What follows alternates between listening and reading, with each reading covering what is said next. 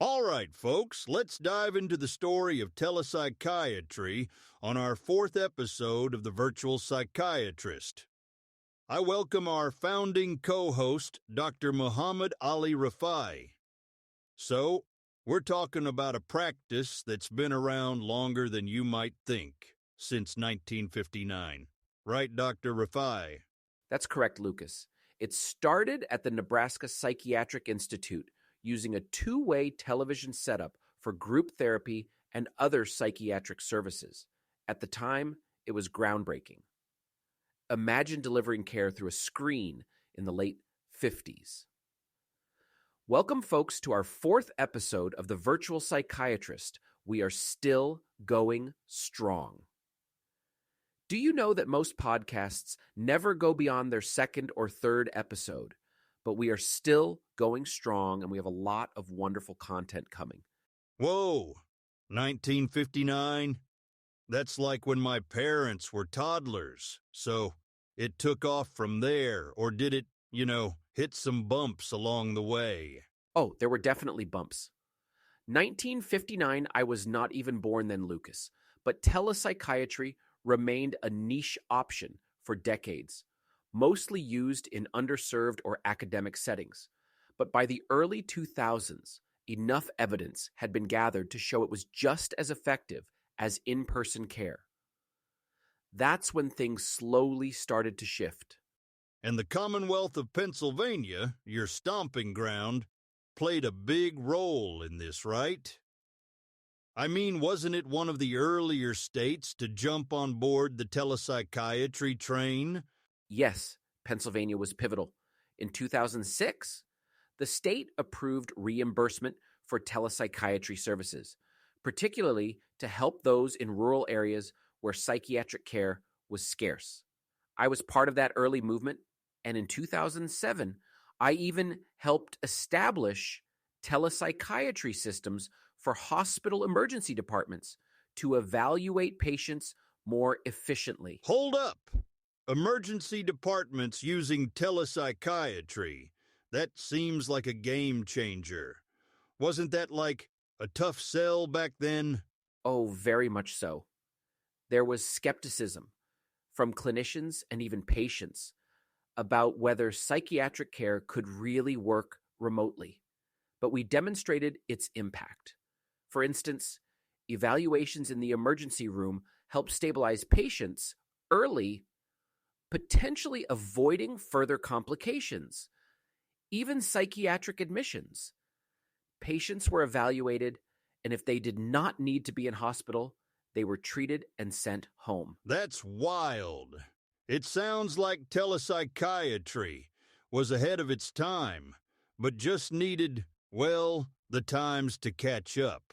So, what convinced people it was worth it? Persistence and results. Over time, programs like Pennsylvania's and the Department of Veterans Affairs showed tangible benefits, improved access, better outcomes, even cost savings. It built credibility. And for me, being part of those early systems gave me firsthand insight into its potential. Geez, Dr. Rifai. No wonder you're such a champion for this. It sounds like you were in the thick of it, shaping how telepsychiatry actually works today.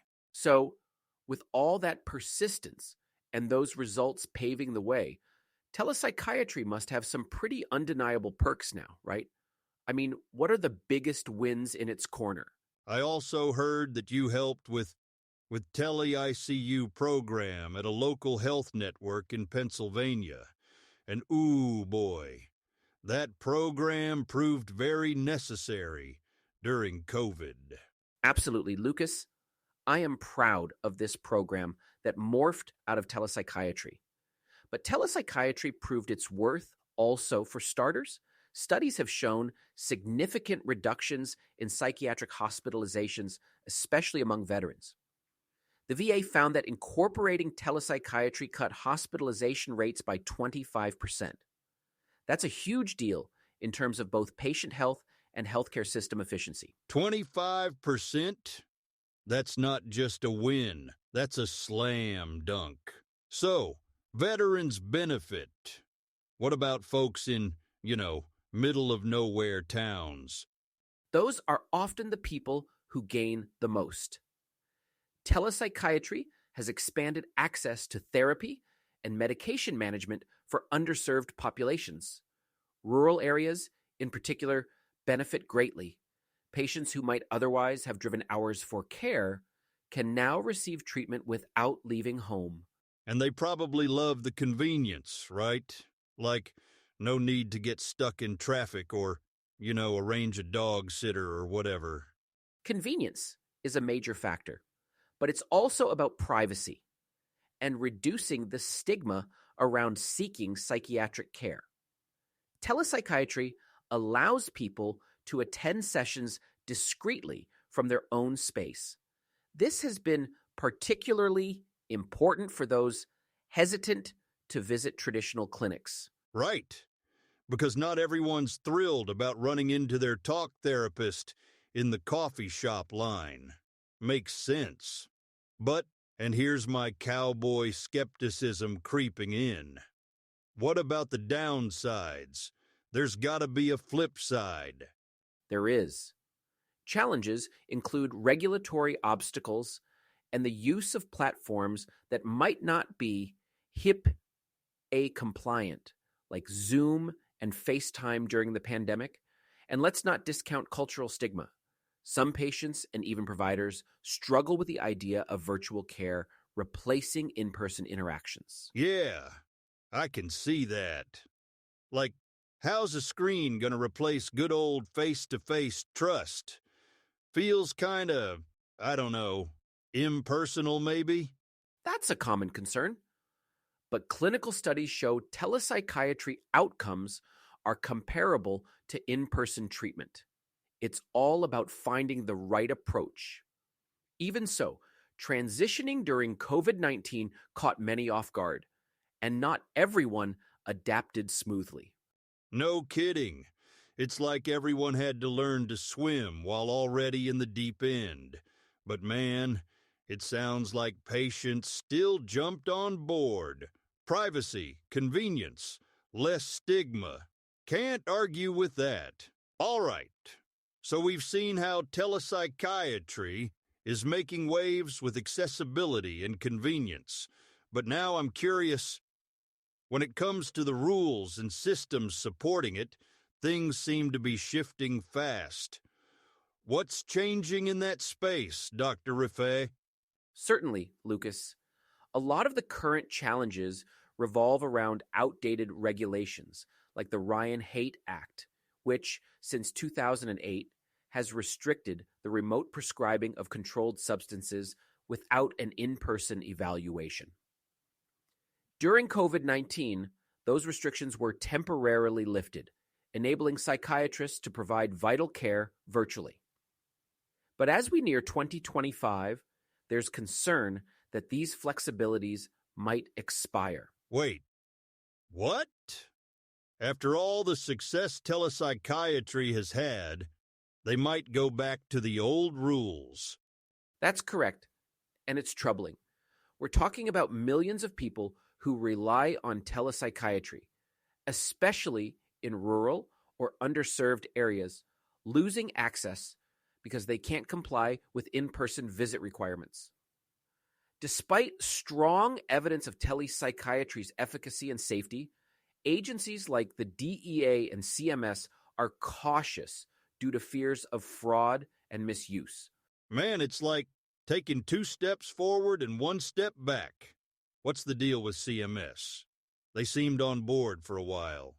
Well, during the pandemic, CMS adapted quickly, allowing reimbursement for virtual and even telephonic sessions. But now they're set to revert their policies, requiring in-office visits for reimbursement. It's a huge setback for patients who thrived under these temporary policies, not to mention clinicians who set up virtual-only practices. So basically, patients and docs are getting caught in the middle of this tug of war. It's frustrating to hear. Why are these agencies so hesitant? Much of it boils down to misunderstanding and risk aversion. The fear is that loosening regulations could lead to improper prescribing or fraud, but the data doesn't support this skepticism. If anything, telepsychiatry has proven to be just as effective and secure as in-person care. What's needed now are modernized policies informed by evidence, not fear. Yeah, makes sense. But you've walked this road yourself, right?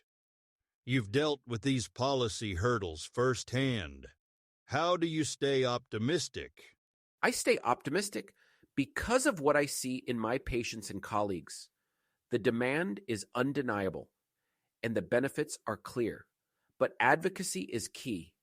Physicians, patients, and allied organizations need to push for permanent, sensible policies that reflect the reality of how mental health care can and should be delivered. Right. So it's like a battle worth fighting, huh? And it's not just about laws. It's about real people getting the help they need. Exactly. Telepsychiatry isn't just a convenience. It's a lifeline.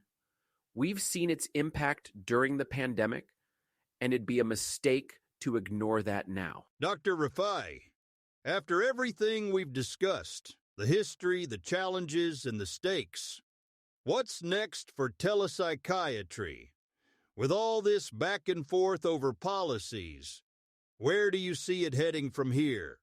The future, Lucas, is undeniably tied to how Congress and agencies like CMS and the DEA respond to the growing mental health crisis. They need to recognize the evidence and adapt. But there's friction. Different governmental bodies often have conflicting priorities, and that creates a very uncertain landscape for telepsychiatry. Conflicting priorities? Sounds like a polite way of saying they're all arguing while patients are the ones losing out. In many ways, that's accurate. For instance, while Congress mandated the DEA to create telehealth-specific prescriptions mechanisms in 2008, they've yet to fully implement that framework. It's been 16 years of stalling, Lucas, and that's a problem when we're facing a mental health crisis that's grown by 30% in just over a decade. 30%? That's like adding an entire new city's worth of people needing help. What do you think's holding them back from, catching up to reality? Fear of misuse and fraud. Agencies worry about risks tied to prescribing controlled substances without face-to-face evaluations. But the data counters this fear. Numerous studies show telepsychiatry is comparable to in-person care in safety and effectiveness. It's this tension between evidence and outdated perceptions that needs resolving. Okay, but here's the thing. While they're stuck in their boardrooms debating, real people are out there struggling. So, what gives? What's the way forward? The solution involves modernizing regulations.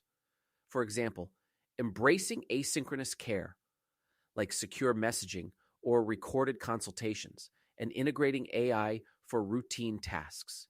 Even holographic technology could enhance the experience, offering near in-person interaction remotely.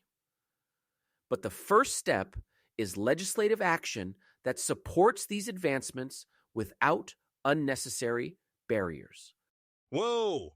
Holograms! Now you're talking sci-fi. But hey, it seems legit if it gets people the care they need. Do you think patients are ready for that kind of leap? Many already are, Lucas.